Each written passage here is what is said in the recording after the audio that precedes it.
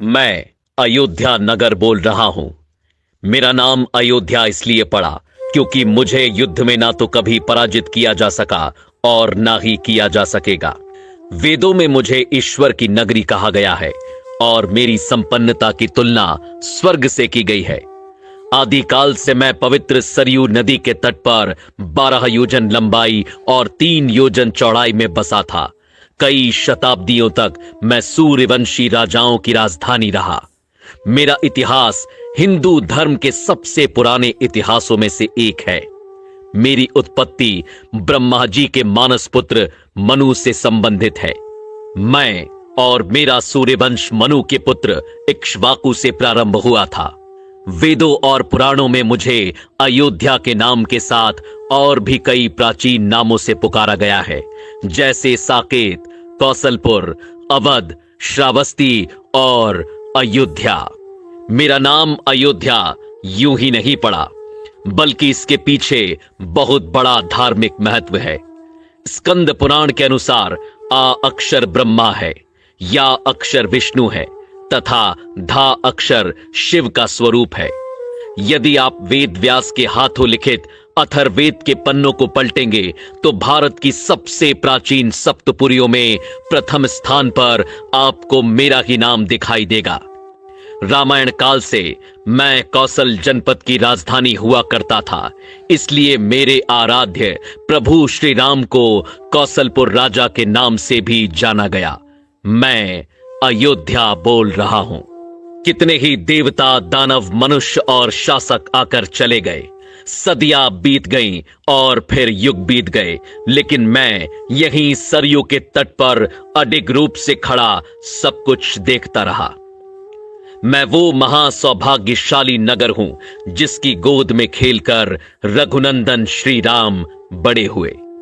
वो जन्मभूमि जहां मेरे आराध्य रामलला ने पहली किलकारी की, वो दशरथ महल जहां मेरे प्रभु का बचपन बीता, वो वन मार्ग जहां से गुजरकर रामचंद्र जी गुरु वशिष्ठ के साथ गुरुकुल गए, वो अवधपुरी जहां से श्री राम की भव्य बारात निकली थी, वो कनक महल जो महारानी कैकई ने सीता जी को मुंह दिखाई पर भेंट किया था, वो सरयू का किनारा जहां श्री राम और मां सीता ने पहली होली खेली, वो हनुमान गढ़ी जहां हनुमान जी ने कई वर्षों तक रहकर अयोध्या की रक्षा की, वो राम की पैड़ी जहां खड़े होकर राम लक्ष्मण ने संसार के सारे तीर्थ स्थानों के एक साथ दर्शन किए, वो सहस्त्रधारा घाट जहां लक्ष्मण जी ने अपनी देह त्यागी और शेषनाग के रूप में दिखाई दिए, वो गुप्तार घाट जहां स्वयं मेरे प्रभु श्री राम जल समाधि लेकर बैकुंठ को लौट गए। मुझसे विदा लेते वक्त उन्होंने मुझे अमर और अजय रहने का वरदान दिया था। मेरी आंखों में बिछो के अश्रु भर आए थे। मैं अयोध्या बोल रहा हूं। यह सभी कुछ अपनी इन्हीं आंखों से देखा है मैंने। मेरे प्रभु जब 14 वर्षों के वनवास पर चले गए, तब मेरे नगर का बच्चा बच्चा रोया था। महाराज दशरथ को मैंने पुत्र वियोग में तड़प तड़प कर अपने प्राण छोड़ते हुए देखा। मैं वहीं उनके पास ही खड़ा था। सभी रोए, लेकिन मैं फिर भी कमजोर नहीं पड़ा। मुझे विश्वास था कि मेरे कोने कोने को अपनी आभा से प्रकाशित करने वाले प्रभु श्री राम एक दिन लौटकर आएंगे। वह दिन भी आया जब सबके प्राणों से प्यारे श्री राम वनवास से लौट कर आए। उस दिन मेरी भूमि पर महादीपोत्सव मनाया गया था। मेरी शोभा को मानो 4 चांद लग गए। मैंने अपनी आंखों से श्री राम का राज्य अभिषेक होते देखा, जिसके पश्चात उन्होंने 11,000 वर्षों तक राज्य संभाला और मेरी गरिमा को सजाए रखा। श्री राम के शासन के वो 11,000 वर्ष जो आप सभी ने केवल पुराणों के पृष्ठों में पढ़े होंगे, मैं उसके एक एक पल का साक्षी हूं। मैं अयोध्या बोल रहा हूं। लेकिन मेरे प्रभु के बैकुंठ लौट जाने के बाद मैंने जो अथाह संघर्ष किया, उसकी आप कल्पना भी नहीं कर सकते। श्री राम के जाते ही संपूर्ण अयोध्या पर बसने वाले मंदिर, राजमहल, घर द्वार, सभी कुछ को मैंने सरयू में समाहित होते देखा। वह दृश्य मैं आज भी नहीं भूल सकता, जब मात्र मेरी भूमि ही शेष रह गई थी। अनेकों वर्षों तक यह भूमि यूं ही रिक्त पड़ी रही और मैं प्रतीक्षा करता रहा इसे पुनः सुसज्जित करने वाले की। अनेकों वर्षों बाद यह प्रतीक्षा खत्म हुई और भगवान राम के पुत्र महाराज कुश ने अपनी युवावस्था में सर्वप्रथम अपने पिता श्री राम की पुण्य जन्मभूमि पर मंदिर का निर्माण करवाया। सूर्यवंश की अगली 44 पीढ़ियों तक यह अस्तित्व में रहा। वर्ष बीतते गए और पूरा युग बीत गया। मैंने द्वापर युग का आरंभ भी देखा और उसका अंत भी।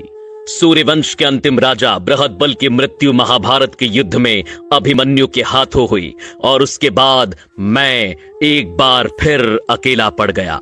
कलयुग का आरंभ हुआ। समय के साथ धीरे धीरे मैं लुप्त होने लगा। मेरे अयोध्या नाम को जानने वाले सभी मुझे छोड़कर चले गए। कलयुग के आते ही मेरी फिर से अस्तित्व में आने की उम्मीद टूटने लगी। लेकिन कदापि मेरे आराध्य श्री राम की ही कृपा थी कि कलयुग के आरंभ में एक दिन चक्रवर्ती सम्राट विक्रमादित्य शिकार खेलते हुए मेरी अयोध्या भूमि पर पहुंचे। मुझे एक असामान्य भूमि जानकर उन्होंने खोज आरंभ की और यह ज्ञात किया कि यह श्री राम की अवध भूमि है। तब विक्रमादित्य ने यहाँ भव्य राम मंदिर के साथ साथ 360 मंदिरों का निर्माण कराया, जिनकी भव्यता देखते ही बनती थी। कलयुग में मुझ अयोध्या का अस्तित्व एक बार फिर लौट आया। इसके बाद समय समय पर मैंने अच्छे और बुरे दिन देखे, लेकिन मैं अडिग रहा।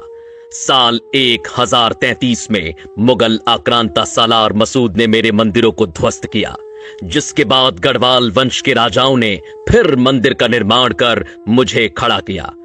साल 1528 में मुगल बादशाह बाबर के निर्देशों पर फिर मुझे कुचलने की कोशिश की गई और मेरे सर्वस्व श्री राम के पूज्य जन्म स्थान पर बलपूर्वक मस्जिद खड़ी कर दी गई। मेरे रामलला से प्रेम करने वालों के हृदय में ये आग धधकती रही कि श्री राम को न्याय कब मिलेगा, और 1853 में यह आग भड़क उठी, जब यहां पहली बार हिंदू मुसलमानों के बीच दंगे हुए। उस समय अंग्रेजी सरकार ने अस्थायी रूप से समझौता कराया। साल 1949 की खुदाई में यहां श्री राम के अवशेष मूर्तियां पाई गईं, जिसके बाद 1950 में सिविल कोर्ट में मूर्ति स्थापित करने की इजाजत मांगी गई। साल 1961 में एक बार फिर मेरी जागती उम्मीदों पर प्रहार हुआ और मेरे आराध्य श्री राम की मूर्तियां हटाने की कोशिश की गई। साल 1984 में विश्व हिंदू परिषद ने मंदिर निर्माण के लिए कमेटी का गठन किया और हिंदुओं को एक छोटी सी विजय के रूप में यहां अपने प्रभु श्री राम की पूजा करने की अनुमति मिली। इसी क्रम में साल 1992 में कई हिंदू संगठनों ने मिलकर मस्जिद के विवादित ढांचे को गिरा दिया, जिसके बाद देश भर में सांप्रदायिक दंगे भड़क उठे, जिसमें 2000 से ज्यादा लोगों को अपने प्राणों की आहुति देनी पड़ी। साल बीतते गए, अदालत की सुनवाई जारी रही, अर्जियां लगती रहीं, तारीखें मिलती रहीं, लड़ाई लड़ने वाले चेहरे भी बदलते गए, लेकिन इन सब के बीच मैं अयोध्या डटकर खड़ा रहा, इस उम्मीद के साथ कि यह मेरे प्रभु श्री राम की भूमि है जो कोई नहीं छीन सकता। आखिरकार बहुत लंबी प्रतीक्षा के बाद साल 2019 में इस लड़ाई में पहली विजय मिली, जिससे मेरा रोम रोम खिल उठा, जब सुप्रीम कोर्ट ने मेरे प्रभु श्री राम के पक्ष में फैसला सुनाया और 2.77 एकड़ भूमि के हिस्से को मेरे रामलला के लिए लौटाया। साल 2020 में श्री राम मंदिर का भव्य भूमि पूजन कार्यक्रम आयोजित किया गया, जो मेरी दूसरी विजय के रूप में मुझे प्राप्त हुआ, और मेरी तीसरी और अंतिम विजय आज सभी के सामने है, जब साल 2024 में एक अद्वितीय और भव्य मंदिर निर्माण के बाद स्थायी रूप से मेरे सर्वस्व श्री राम की प्राण प्रतिष्ठा होने जा रही है, जिसकी एक झलक देखने के लिए हर कोई लालायित है। मैं अयोध्या बोल रहा हूं। आज मैं ऐसा महसूस कर रहा हूं मानो मेरी युगों युगों की तपस्या सिद्ध होने जा रही है।